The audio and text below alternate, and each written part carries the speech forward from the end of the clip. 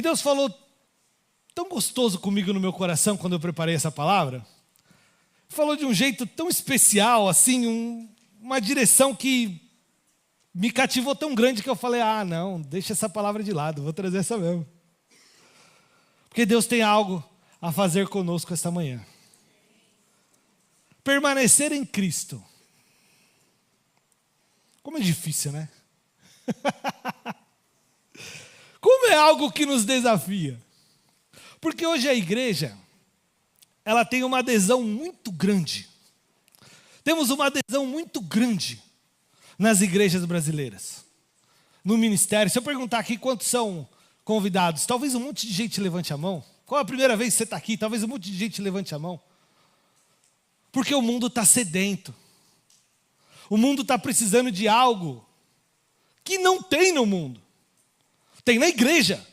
Tem em Cristo. Nós precisamos de uma esperança que só Cristo pode nos dar. Então a gente vem de coração aberto, a gente vem buscar. E como tem sido vasto essa busca, quanto muitas pessoas estão vindo buscar o Senhor, uma adesão muito grande, como eu disse. Mas quando a gente olha para um período um pouco maior, como são poucos aqueles que permanecem, né? Como são poucos aqueles que resolvem enfrentar os seus desafios. Como são poucos aqueles que querem verdadeiramente essa esperança, querem verdadeiramente essa mudança. Se nós estamos aqui, irmãos, nós não somos mais especiais do que outros não. Nós precisamos vigiar. E esse é um tema que nós devemos ter muito claramente dentro do nosso coração. O permanecer em Cristo. Porque a caminhada está aí para todo mundo. Dificuldades todo mundo vai passar. E se a gente não aprender a permanecer em Cristo, fatalmente podemos correr o risco de nos afastar dele. Nesse ponto, a gente começa a visualizar duas personalidades. Tem aquele que sai, que se esfriou, a ponto de não se sentir mais bem no meio da congregação, não se sentir mais bem no meio da igreja. Paulo já advertiu severamente não deixar de congregar, como é costume de alguns. Então alguns saem, ficando até muitas vezes pior do que quando veio. Porque Pedro vai falar na carta dele que é melhor que nem tivesse conhecido do que conhecer e voltar para trás. Por outro lado, aparece outra personalidade muito comum no nosso meio. Aquele que permanece na igreja, mas não em Cristo. Eu estou para te falar que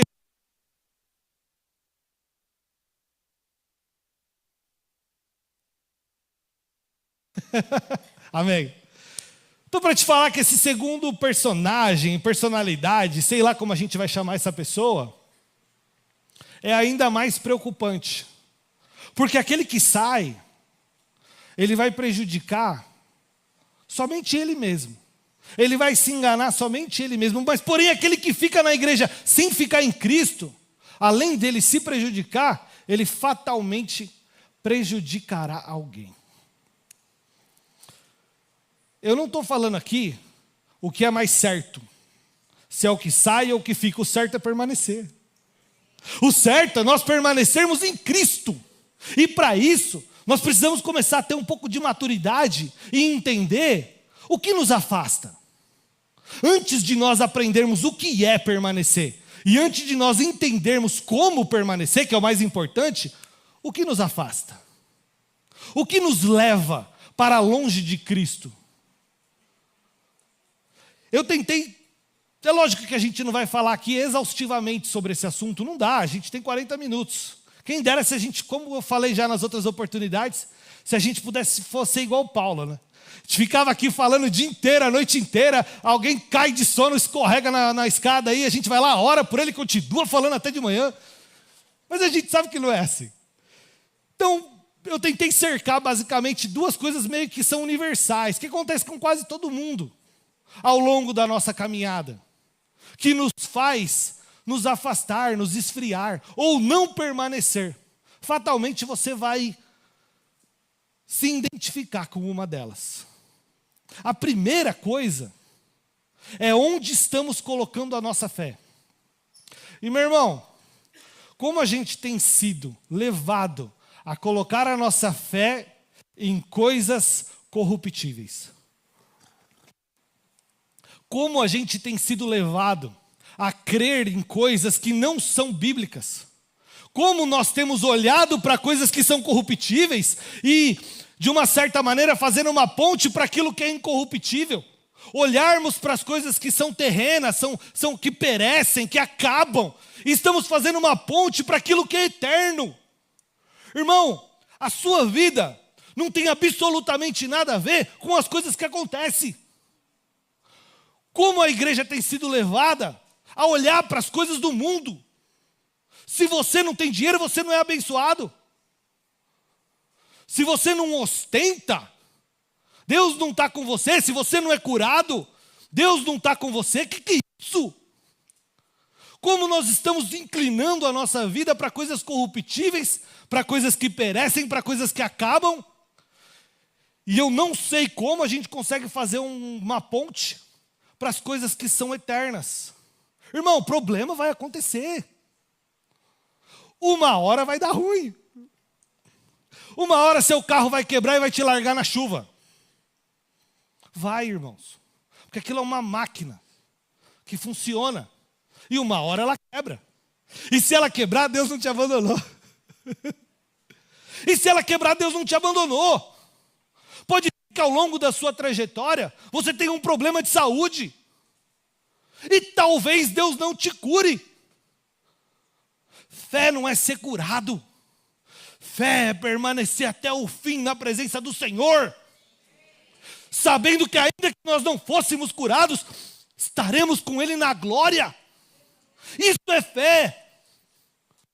Isso é fé. Eu separei até um testemunho particular aqui, ó. Me deram esse microfone e agora eu vou ficar andando. Desculpa aí. Ainda bem que colocaram esse negócio aqui que vai me segurar aqui parado.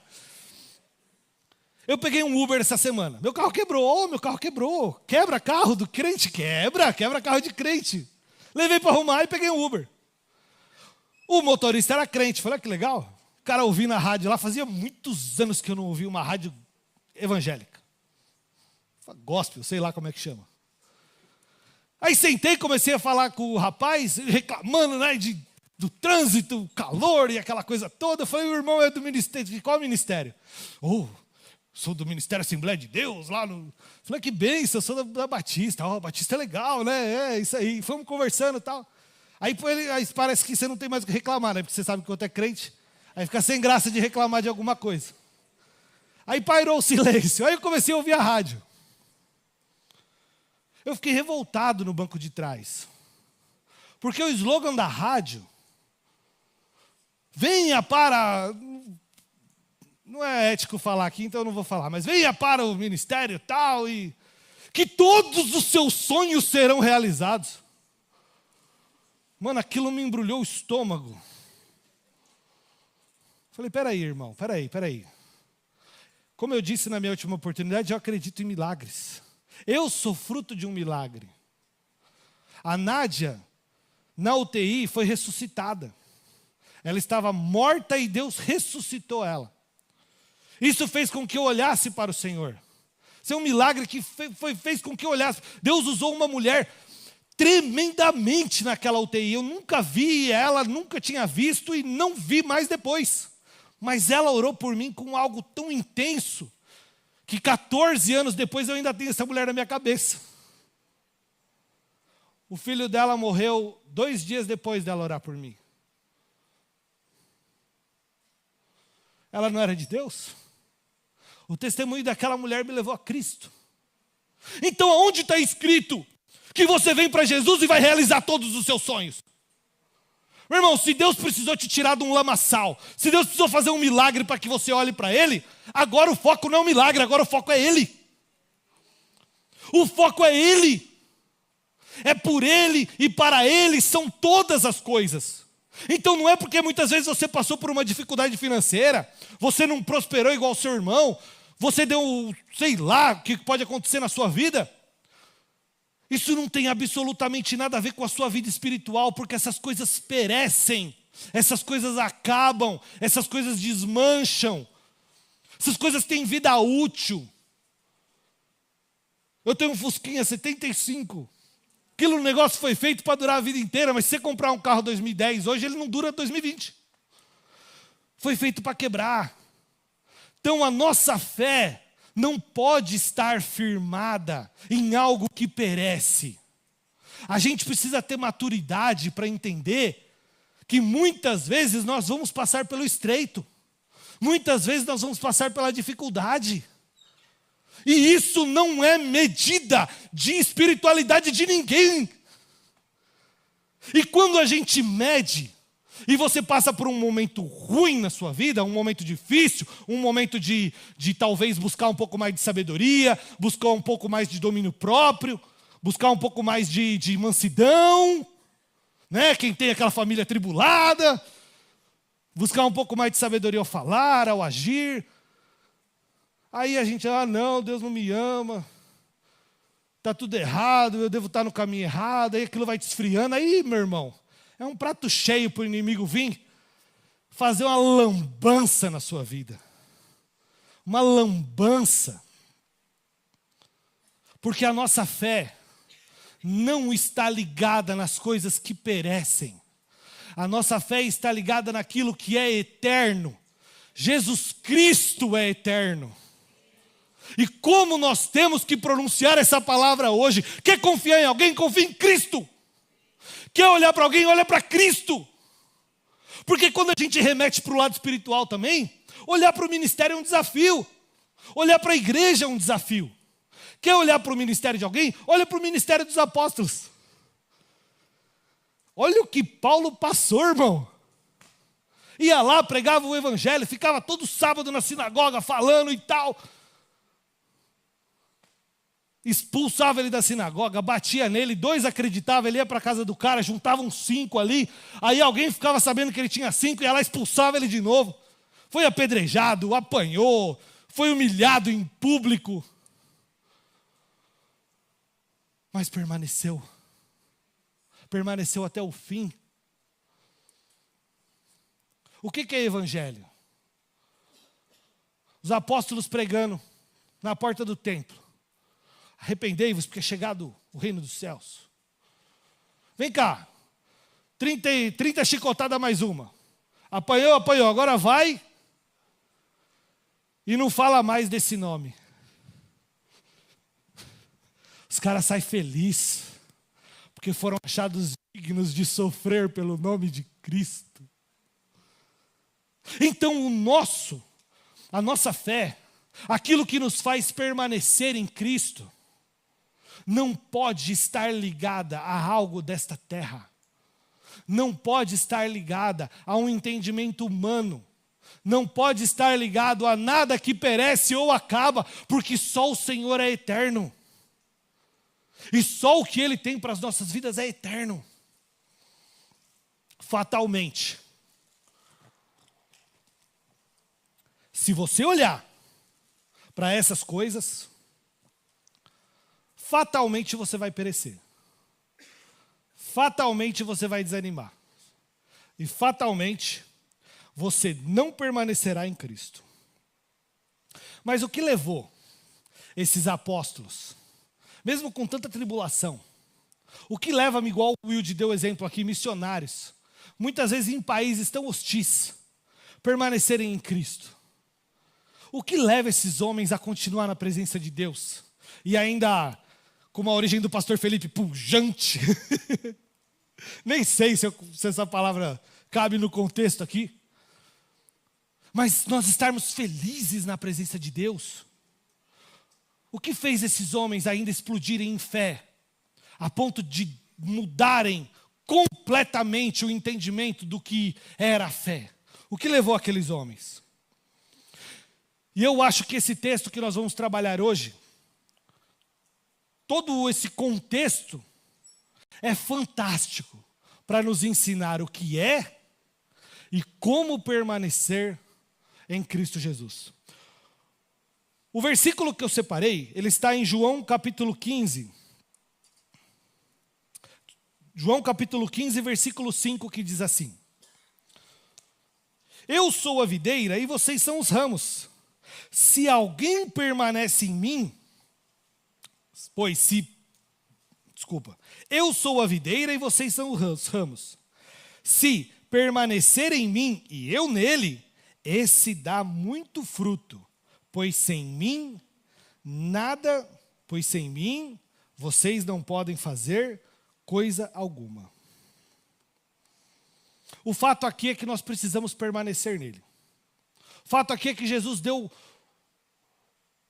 um ensinamento para os seus discípulos. Ei, para que vocês façam alguma coisa, para que vocês consigam sair dessa inércia, para que vocês consigam, de uma certa maneira, manifestar o reino de Deus, vocês precisam permanecer em mim. Só que o ato de permanecer em Cristo não vai ficar concentrado só nesse versículo. Porque quando você lê o contexto aqui, o que está acontecendo? Esse versículo, esse contexto, não começa no capítulo 15. Ele vai começar lá no capítulo 13. Se você voltar uma página, ele começa no capítulo 13. A minha Bíblia está escrito: Jesus lava os pés dos discípulos. Mas esse contexto está narrando a última ceia, os últimos ensinamentos de Cristo, o último momento que Deus estava com os seus discípulos. E esse contexto vai acabar quando? Só lá no capítulo 18, quando Jesus é entregue nas mãos dos judeus. Quando Jesus é entregue e aí é dispersado os discípulos. Então, do capítulo 13 ao capítulo 18, narra como foi esses últimos ensinamentos. Narra como foi esse último tratar, a última ceia do Senhor. A gente acha que eles só sentaram, comeram e saíram, né? Não, mano, teve coisa pra caramba. Aconteceu muita coisa. E se nós extrairmos desse texto, aí nós ficamos a noite inteira falando. Jesus ensinou coisas fantásticas nesse último ensinamento. Jesus ensinou coisas preciosas nesse último ensinamento. E é interessante o contexto que ele usa. Mano, quando você se debruça na Bíblia, você fala: não é possível.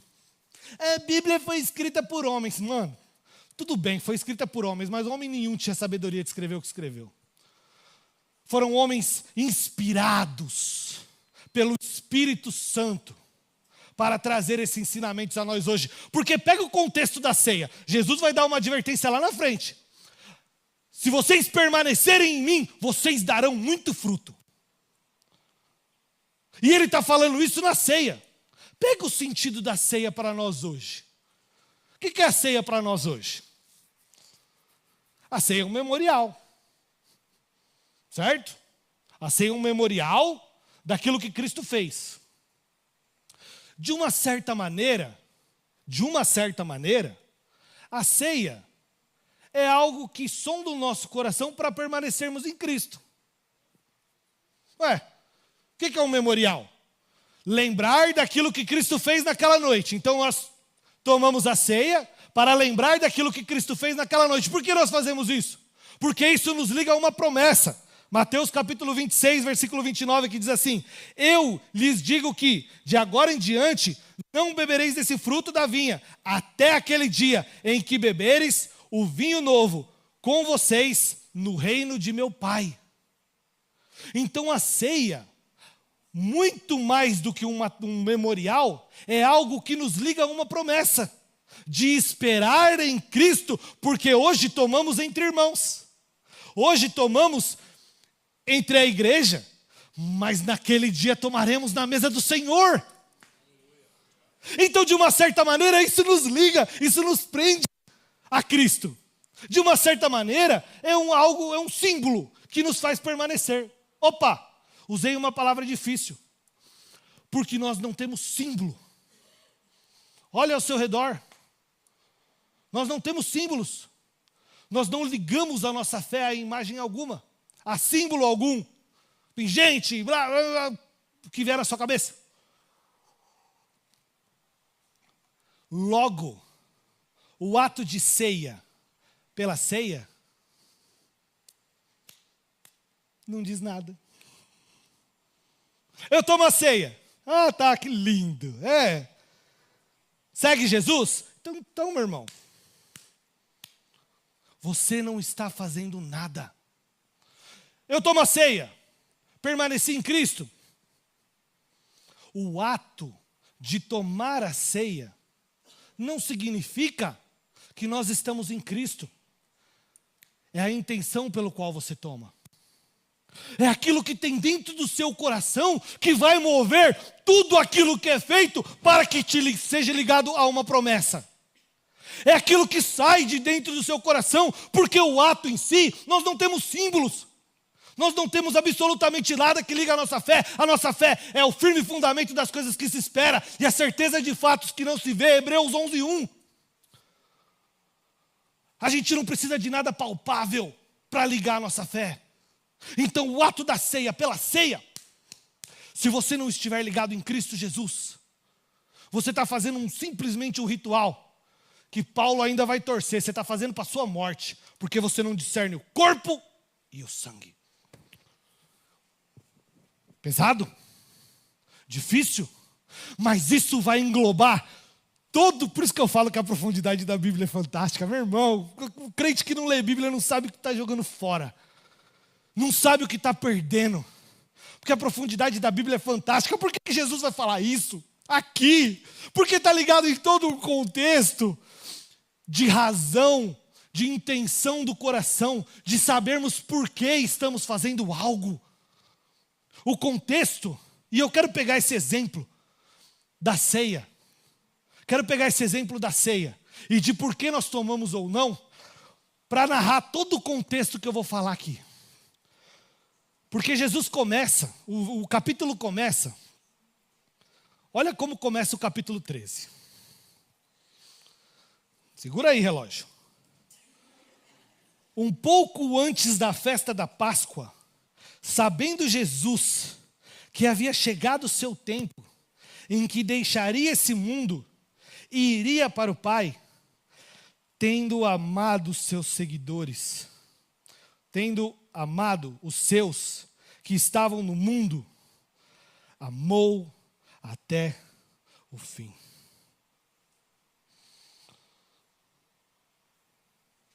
Talvez quando a gente lê esse versículo, é um versículo que passa. O sacrifício de Cristo representa o amor. A ceia representa o amor. Não, você não entendeu a profundidade desse versículo, que a gente podia ficar só nele a manhã inteira.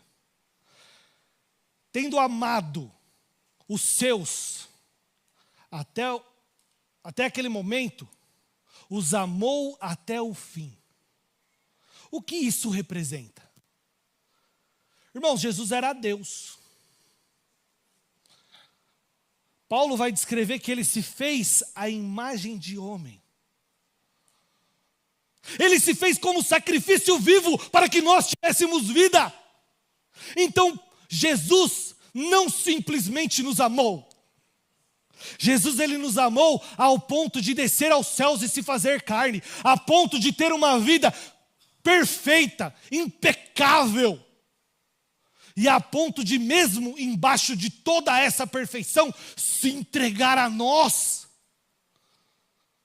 Esse foi o amor de Cristo.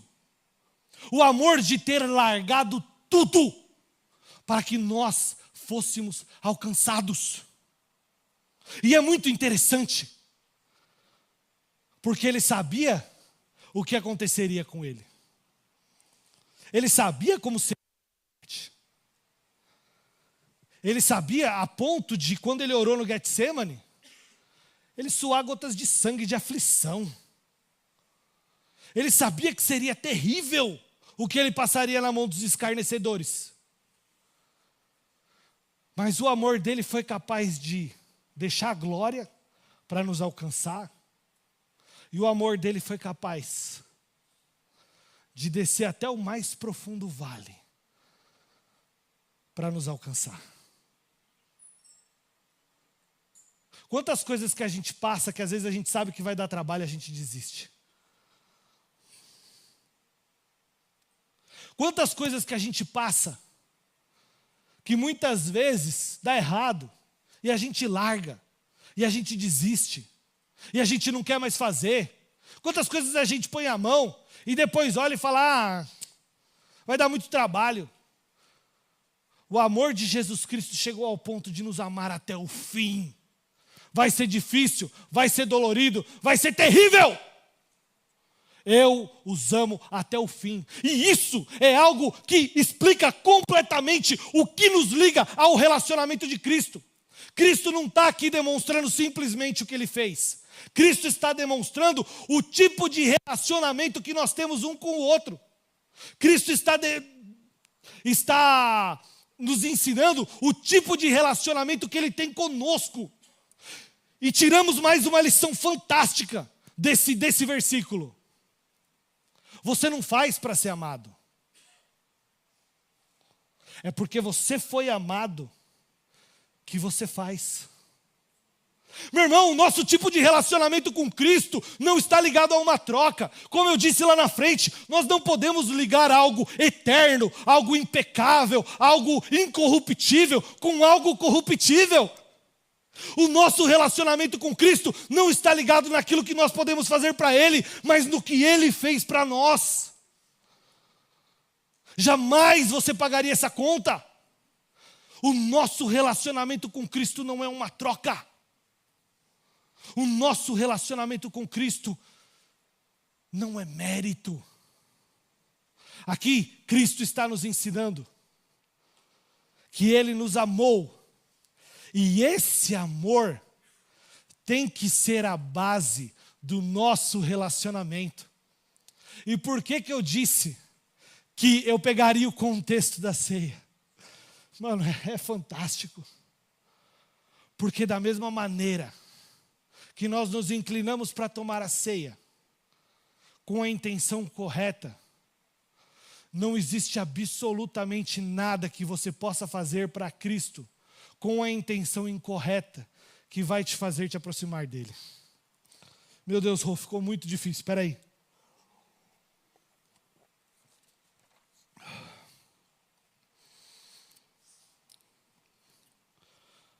Somos ensinados, desde pequeno,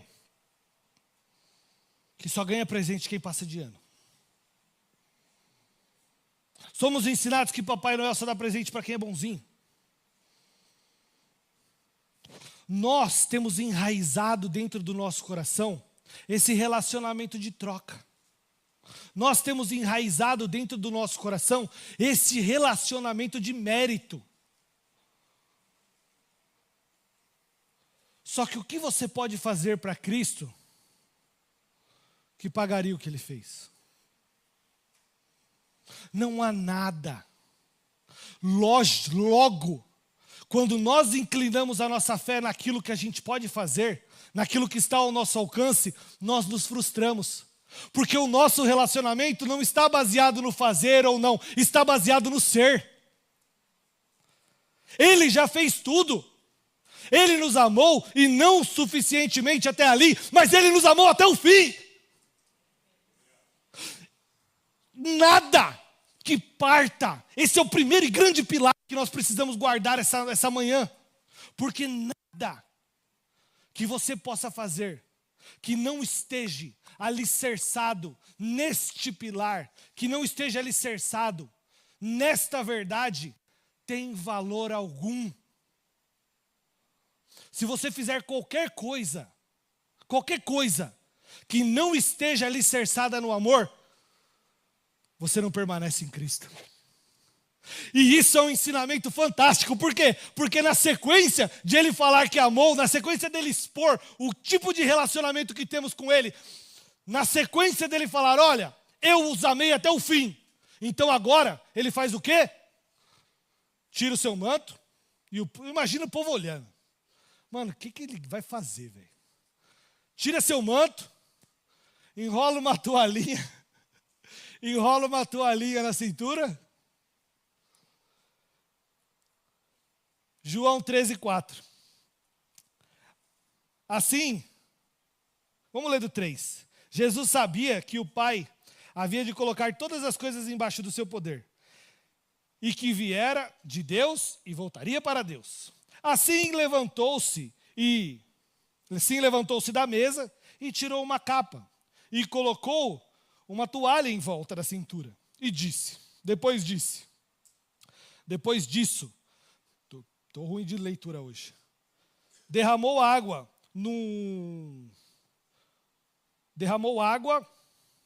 oh meu Deus. Depois disso, derramou água numa bacia e começou a lavar os pés dos seus discípulos, enxugando-os com a toalha que estava na cintura. Chegou a Simão Pedro e lhe disse: Senhor,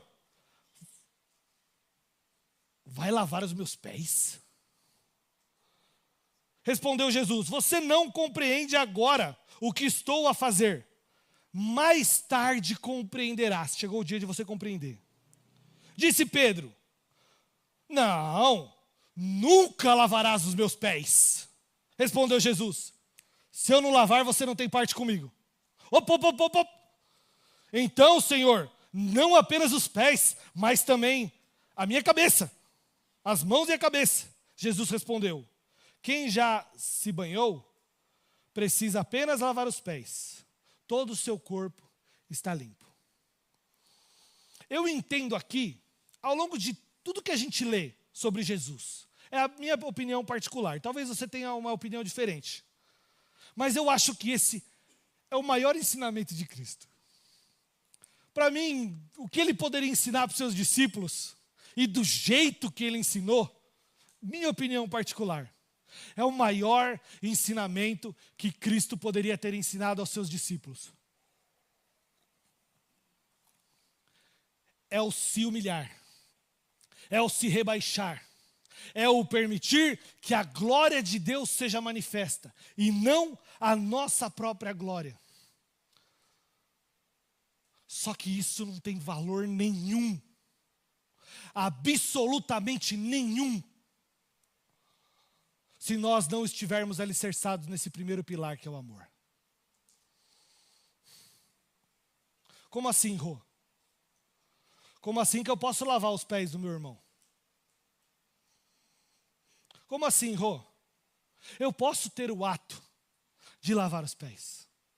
Eu posso aparecer aqui, pelo amor de Deus, não vou aparecer, mas com uma toalhinha amarrada na cintura. Esquece isso. Mas eu posso fazer o ato sem amor. Eu posso fazer igual semelhantemente à ceia. Eu posso fazer o ato sem amor, mas isso não tem valor nenhum, porque o Senhor não está nos chamando para lavar os pés. O Senhor está nos chamando para amar o nosso irmão. Irmão, isso é profundo demais, porque quantas coisas nós fazemos no reino, quantas coisas você faz para você, quantas coisas você faz na sua vida. Nós estamos discutindo aqui sobre permanecer em Cristo. E como nós podemos permanecer, como está sendo difícil nós nos enganarmos no que fazemos, no que está ao nosso alcance, no nosso entendimento. Como nós estamos sendo enganados, irmãos. Irmãos, você pode lavar os pés. O meu pé, fica à vontade. Mas você não foi chamado para lavar o pé. Você foi chamado para amar. Logo, se você lava o pé sem amar, você não está fazendo nada. E você não lava o pé para ser amado. É porque você foi amado que você lava. Não é o ato. E como nós estamos ligando a nossa fé às coisas que nós podemos ou não fazer. Irmãos, eu estou aqui em cima porque é meu chamado. Deus colocou isso no meu coração desde que eu me converti. Eu não sou melhor que ninguém. Eu não tenho diferença nenhuma de ninguém. Careço da oração dos irmãos, assim como vocês carecem da minha. Nós somos uma família. Não há diferença. Quando você estuda a carta de Coríntios, não há diferença entre o maior e o menor, e é exatamente isso que o Senhor está nos ensinando. Eu sou mestre. Meu irmão, partindo dessa primícia, a gente entende a atitude de Pedro. Por quê? Pensa bem. Junta uma multidão em volta de Cristo. Se é o Cristo, fala aí. E aí? Você falou que é Jesus, e aí? Jesus fala, antes que Abraão existisse, eu sou.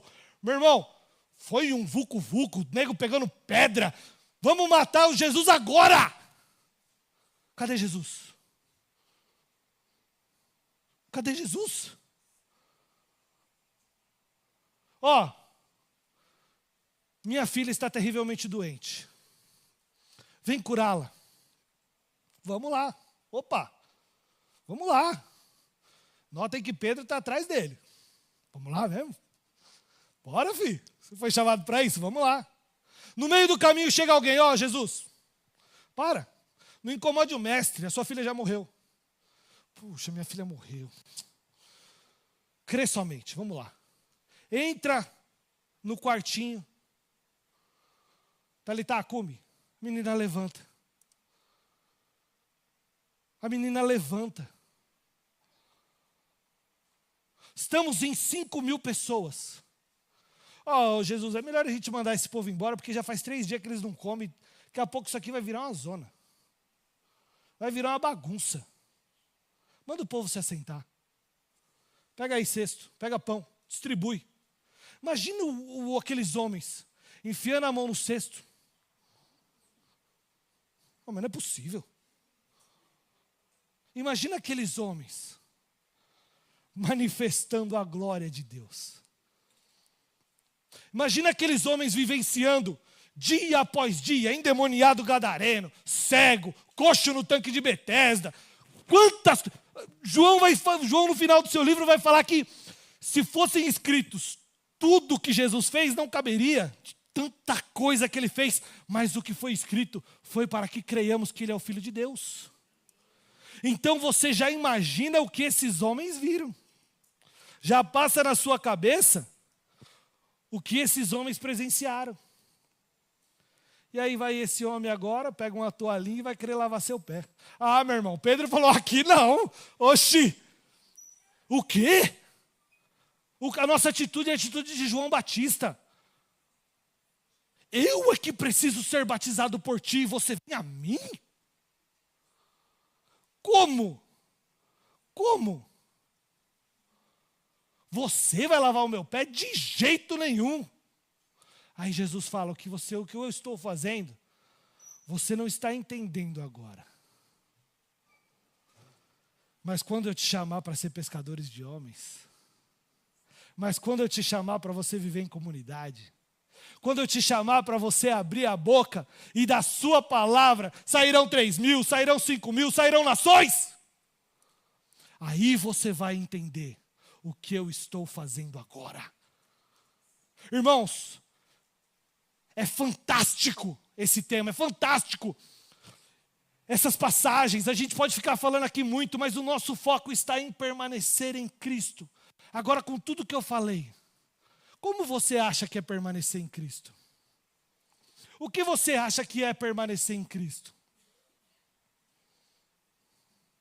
Tendo nos amado até aquele momento, nos amou até o fim. Tendo lavado os nossos pés até aquele momento, lavou até o fim. Tendo nos curado até aquele momento, nos curou até o fim. Tendo nos salvado até aquele momento, nos salvou até o fim. Como você acha que você vai permanecer em Cristo? É olhando para o amor. É na base do amor. É sobre o amor. Porque nós vamos lavar os pés? Sim, claro que vamos. Nós vamos servir a ceia? Sim, é claro que vamos. Nós vamos orar? Sim. Vamos liderar ministérios? Vamos pregar? Sim. Mas não tem valor algum se não sair de dentro do seu coração. Não tem valor algum se nós fizermos por fazer. Por mérito próprio, por merecimento, por alguma troca. Ah não, se eu não... Você já viu aqueles irmãos que fazem, ai, se eu não orar, Deus vai me acordar de madrugada e vai enviar um raio na minha cabeça. Não entendo. Sinceramente eu não entendo. Que amor é esse? Que amor é esse? Então a gente precisa ter muita maturidade para entender. Muita maturidade. Que o Senhor não te cobra nada. Se você faz por amor. E é exatamente isso que nos liga a Cristo. É exatamente isso que vai nos fazer permanecer em Cristo. É o fazer por amor. É o fazer embaixo desse alicerce tremendo. Porque se você não construir o seu edifício em outro alicerce que não o de Cristo, fatalmente você perecerá, fatalmente você cairá, fatalmente você não permanecerá na presença do Senhor. Deus é tão maravilhoso que Ele deixou até um exemplo. Ele deixou até um exemplo, um pouquinho mais para frente. Olha só o que aconteceu um pouquinho mais para frente naquela mesma noite. Noite essa movimentada, hein? A ceia foi badalada. Versículo...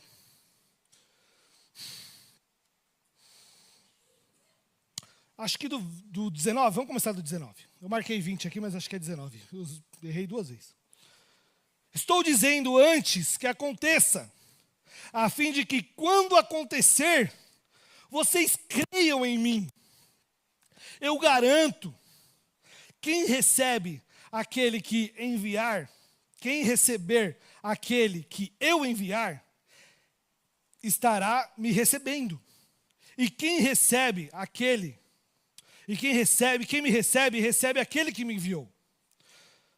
Depois de dizer isto, Jesus perturbou-se em seu espírito e declarou: digo que, certamente um de vocês me trairá.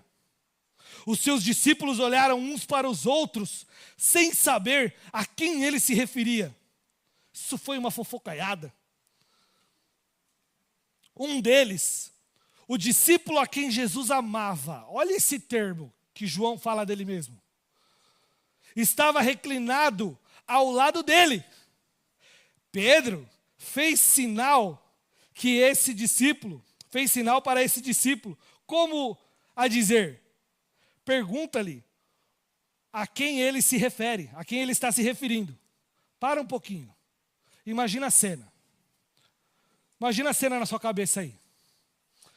Jesus está ali orando, conversando, falando, de repente ele para e fala: um de vocês me trairá.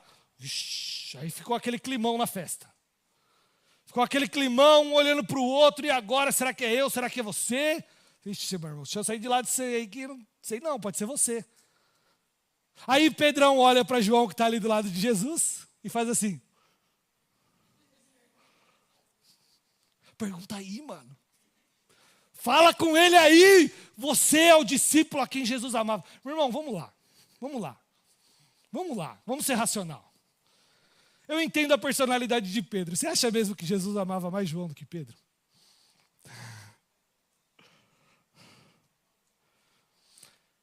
Aqui o relacionamento, irmãos, está ligado a entendimento. João entendeu o amor. João entendeu que tudo que ele fizesse, ou tudo que partisse dele de fazer, tudo que ele precisasse fazer em Cristo, tinha que partir do amor. Por isso que ele falou, o discípulo a quem Jesus amava. Não é porque ele amava mais João, apesar de João ser o mais novo. Não. É porque João entendeu. Por isso que ele chegou para Jesus e falou: Jesus, fala aí quem é. Aí Jesus falou assim: aquele que come comigo no prato, esse é o que me trairá. Aí João olha para Pedro e fala: olha aí. Olha o prato aí. Por que Pedro não perguntou?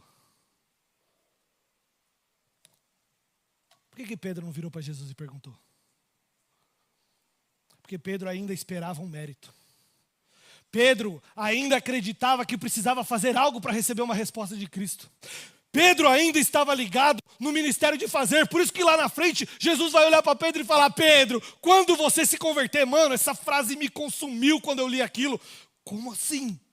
Andou com Cristo 3 anos, viu milagre, participou de milagre, subiu no monte, viu a transcendência de Jesus, viu Moisés e Elias. Como assim quando você se converter? Você está ficando louco? Porque ele ainda estava fazendo segundo o seu próprio coração.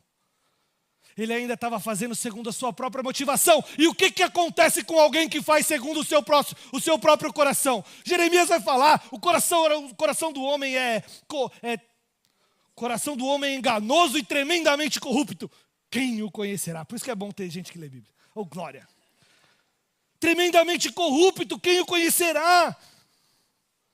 Então Pedro olha para Jesus e fala assim, não dá para eu perguntar. Pergunta aí. E João entendeu que tudo que ele fizesse estaria baseado no amor. E ele saberia que se ele fizesse, ele estava permanecendo em Cristo. E Cristo responderia. Tanto é que Jesus virou para João e falou assim, então, é esse aí. Vai lá, ô Judas. E faz o que você tem que fazer logo.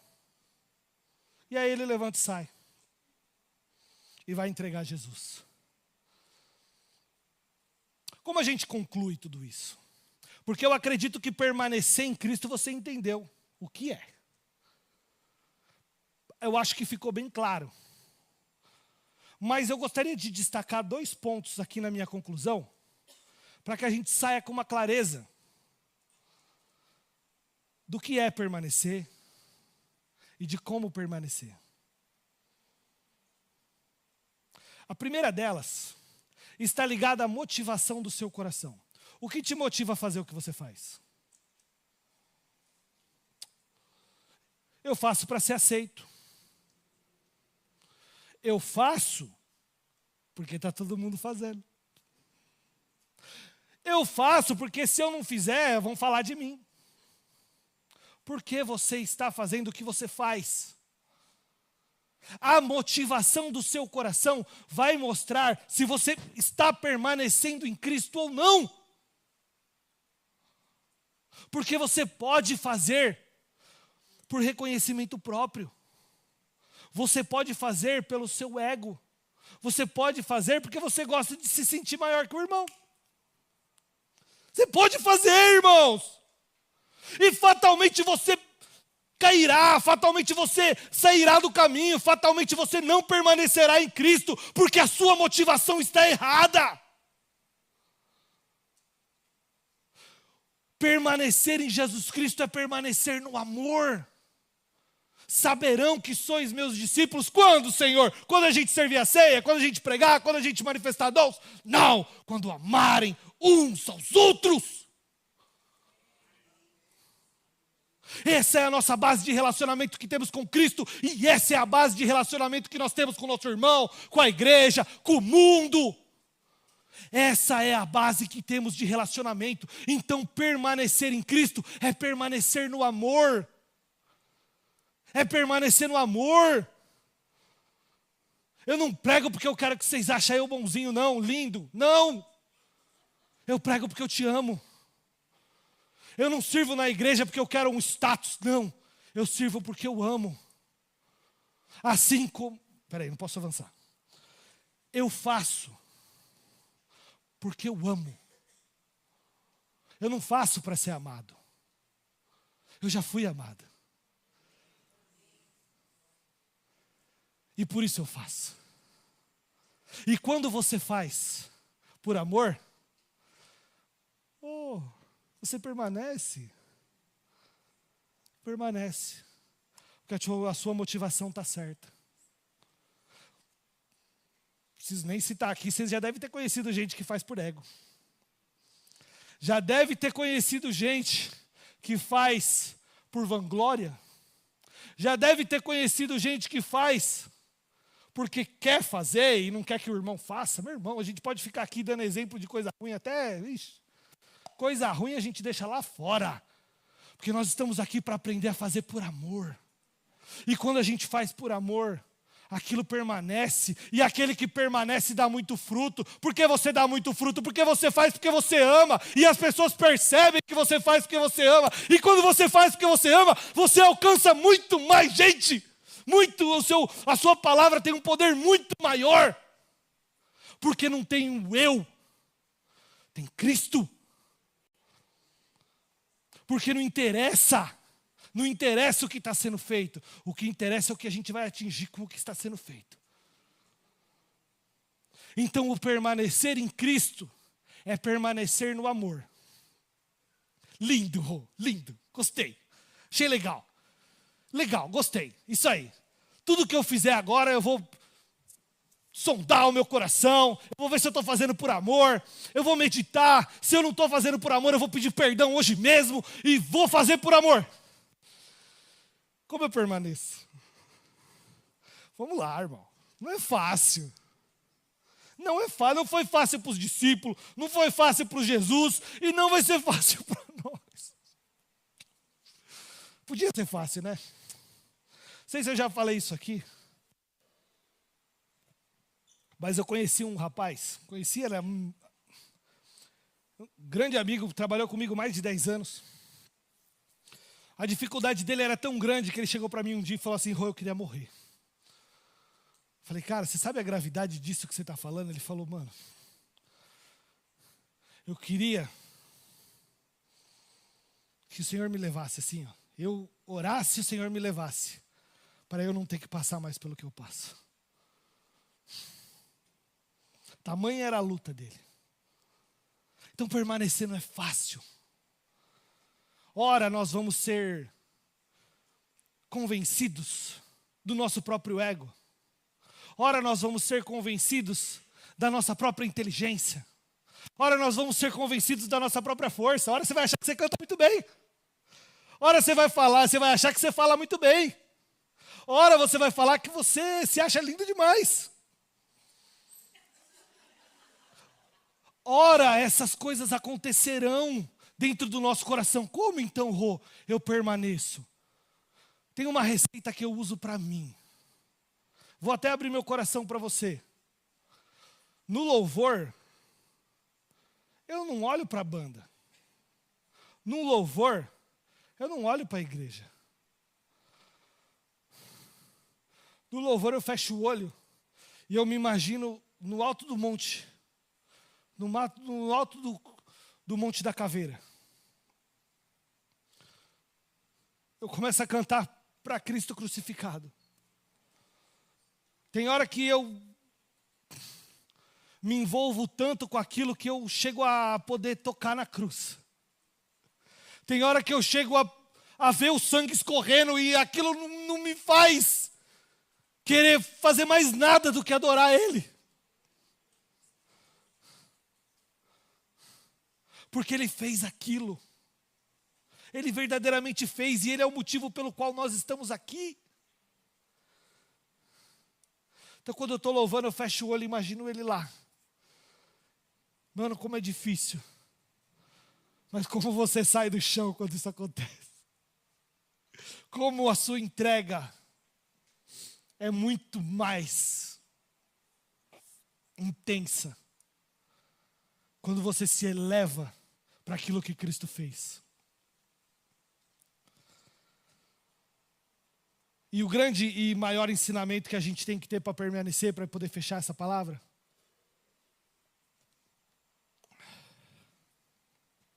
Como eu vou abar? E ô palavrinha difícil. E eu ainda não cheguei na parte do perdão. Ai, Rô, ai, o Wilde é tão difícil, Wilde, é tão difícil. Quer permanecer em Cristo, irmão?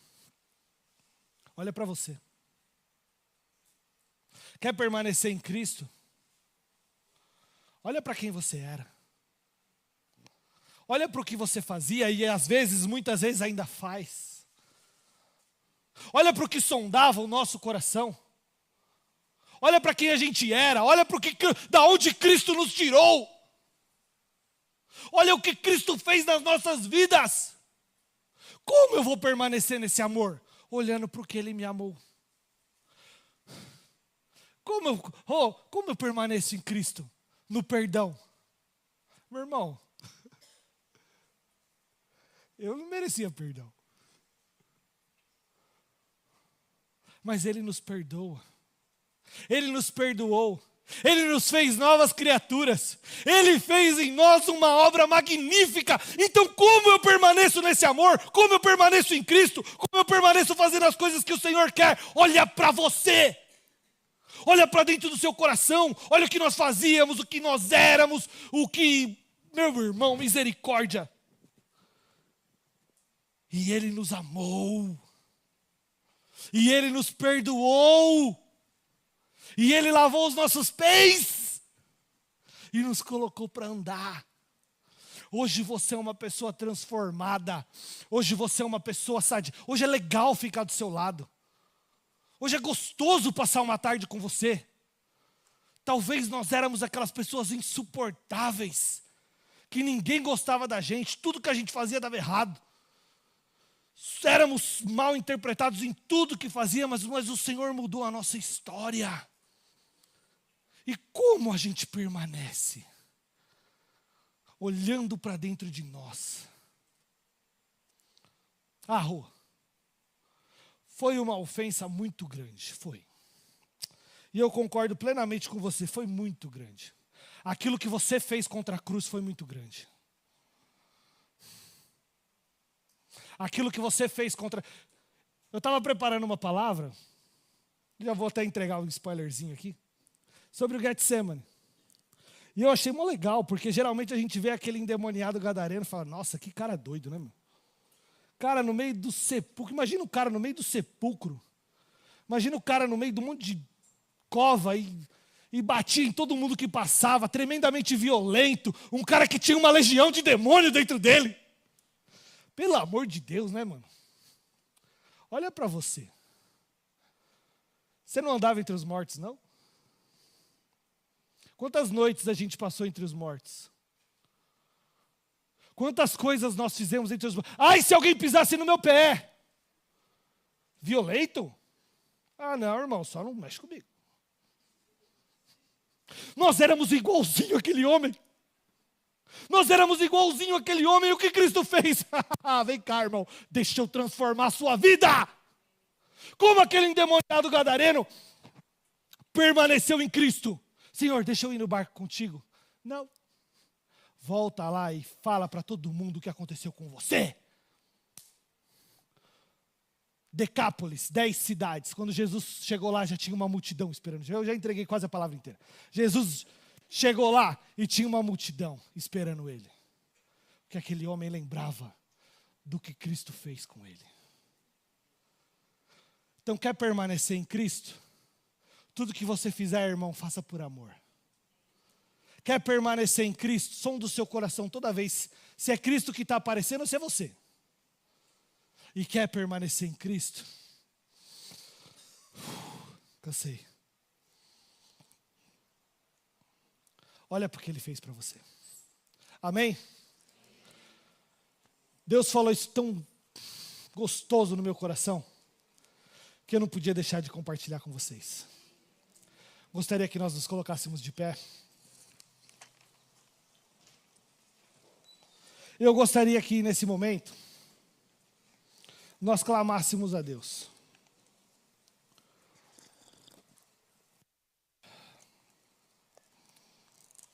Irmãos, eu conheci gente que verdadeiramente foi difícil de perdoar. Eu passei dificuldades, sejam elas ministeriais, sejam elas pessoais, que realmente foram difíceis de aceitar. Mas a minha fé não estava ligada em nenhuma delas. E é por isso que eu estou em pé hoje. É por isso que eu continuo pregando. Em nome de Jesus, no final do ano eu me formo no seminário. Louvado e adorado seja o nome do Senhor.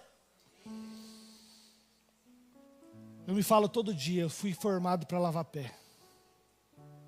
E não é simplesmente o ato de lavar. É de amar. A minha competência pessoal, profissional, cognitiva, não pode ser maior do que aquilo que Cristo fez na minha vida. Porque eu sei que só assim eu vou permanecer em Cristo. Somos pecadores e carecemos todos os dias da glória de Deus. Por isso, se algum momento da sua caminhada deu vontade de sair, mano, na minha deu várias vezes vontade. Porque eu estava com o foco errado. Eu precisava entender o que era permanecer em Cristo, e permanecer em Cristo, irmão,